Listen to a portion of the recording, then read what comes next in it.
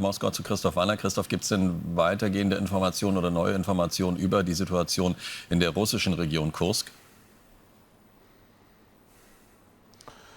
Ja, den russischen Streitkräften ist es bisher nach meinem Kenntnisstand nicht gelungen, die Lage unter Kontrolle zu bringen.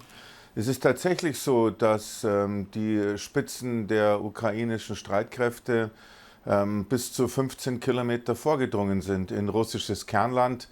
Da muss man es sich ungefähr so vorstellen, dass das Spähtrupps sind, die natürlich versuchen auszukundschaften, wo die russischen Verteidigungsanlagen sind, und dann versuchen die auch zu umfahren und dann die nachrückenden Truppen zu koordinieren.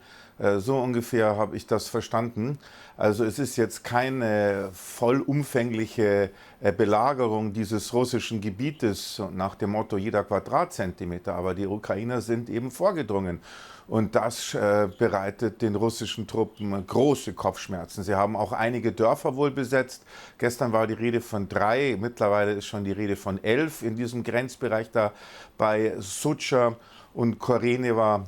Also von daher, die Lage ist brenzlig, und natürlich versuchen die Russen jetzt da Truppen reinzuführen in diese Problemzone und die Ukrainer da wieder zu vertreiben. Aber noch gelingt das nicht. Ich denke, dass da jetzt mit Nachdruck dran gearbeitet wird und dass dann die Grenztruppen vom FSB, die russische Garde, sowas wie die 2. Armee hier in Russland und natürlich die Streitkräfte alles daran setzen werden, die Situation zu klären. Aber das Ganze ist wesentlich prekärer, als man das aus der Vergangenheit kennt, wo die Ukrainer immer mit kleineren Sabotagetrupps gerade auch in der Provinz Kursk oder Provinz Belgorod zugeschlagen haben, mit einigen Kompanien. Jetzt ist das eine ganz andere Dimension.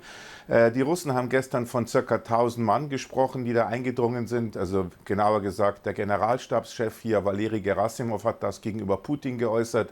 Aber die russischen Kriegsblogger gehen davon aus, dass die Ukrainer da 4 bis 5 Brigaden haben könnten und die einsetzen könnten für diese Invasion in Kursk. Und das wären dann bis zu 20.000 Mann. Wie gesagt, verifizieren kann ich das alles nicht, aber da herrscht Chaos im Augenblick.